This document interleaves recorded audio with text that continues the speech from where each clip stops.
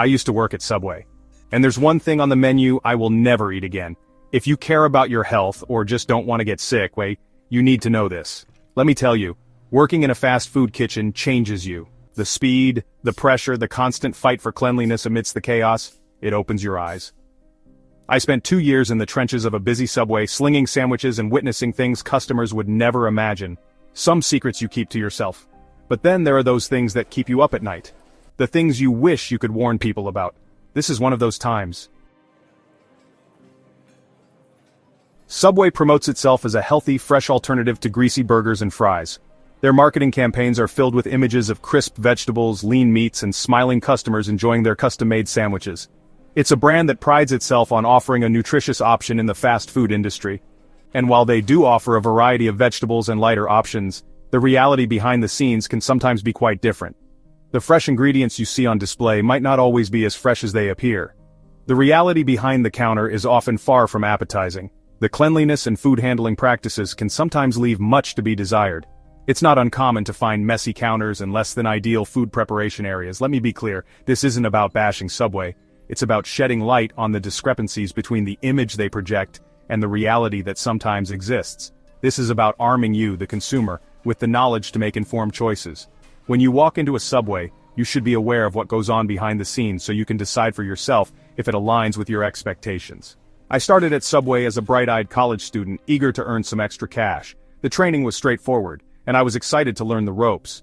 I was taught the procedures, how to assemble sandwiches, and the art of the $5 footlong. The process seemed simple enough. Follow the guidelines, keep the customers happy, and everything would run smoothly.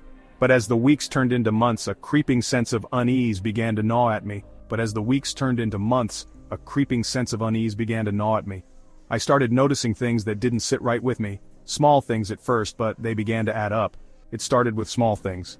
The way certain meats were handled, for instance. Sometimes the meat would be left out for longer than it should be, or it wouldn't be stored at the right temperature.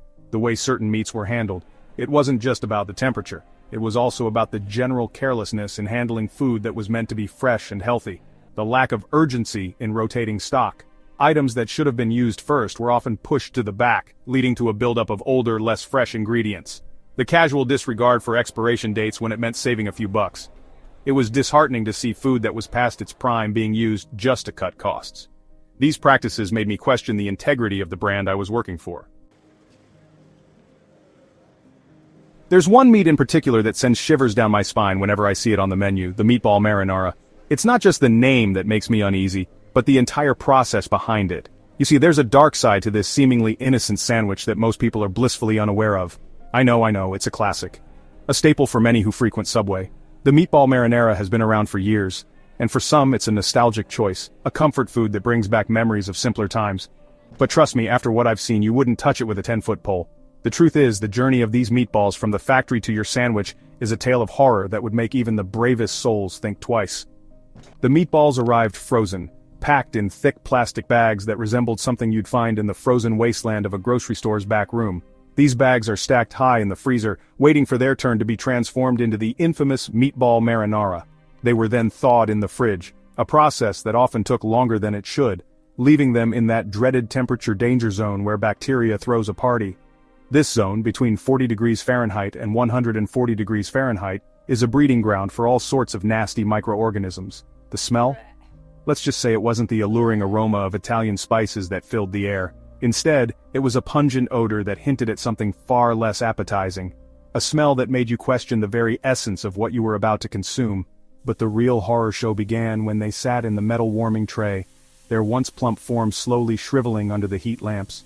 These lamps, meant to keep the meatballs warm, instead turned them into a sad, dried-out version of their former selves. Hours they would sit there, congealing into a gelatinous mass, their fates sealed as the topping of choice for unsuspecting customers. By the time they made it to your sandwich, they were a far cry from the juicy, flavorful meatballs you might imagine.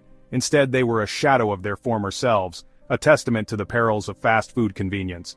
So, next time you find yourself at Subway, eyeing that meatball marinara on the menu, remember this tale. Think about the journey those meatballs have taken, the trials they've endured, and the state they're in by the time they reach your plate. It might just make you reconsider your choice. After all, there are plenty of other options to choose from. Maybe it's time to try something new, something that doesn't come with a side of horror. your taste buds and your stomach might just thank you.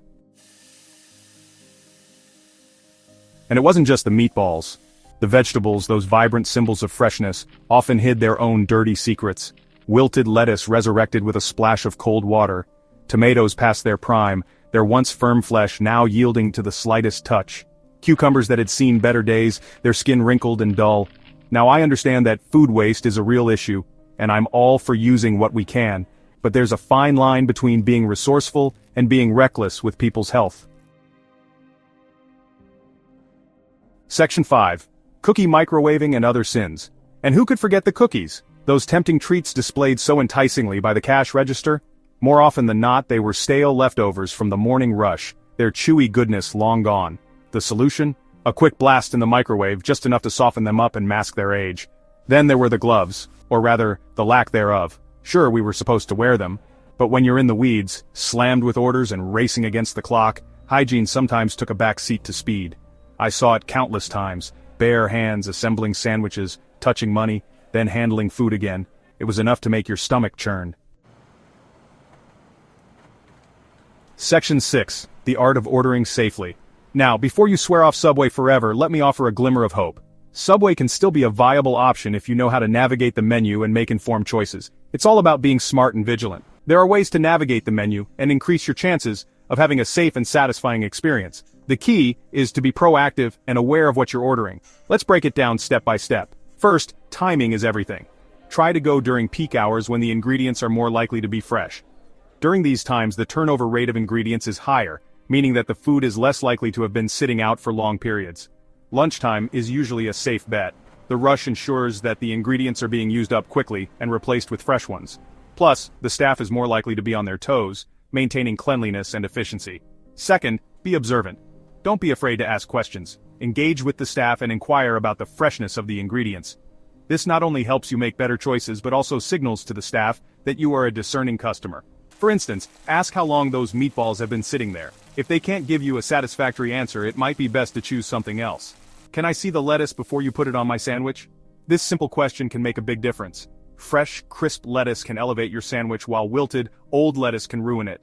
A little assertiveness can go a long way. Don't hesitate to ask for what you want and ensure that your food is prepared to your standards. After all, you're the one eating it. Third, stick to the basics. Sometimes less is more. Opt for simple sandwiches with fewer ingredients. This reduces the risk of something going wrong and ensures that each component is fresh. Choose freshly cut vegetables and lean meats.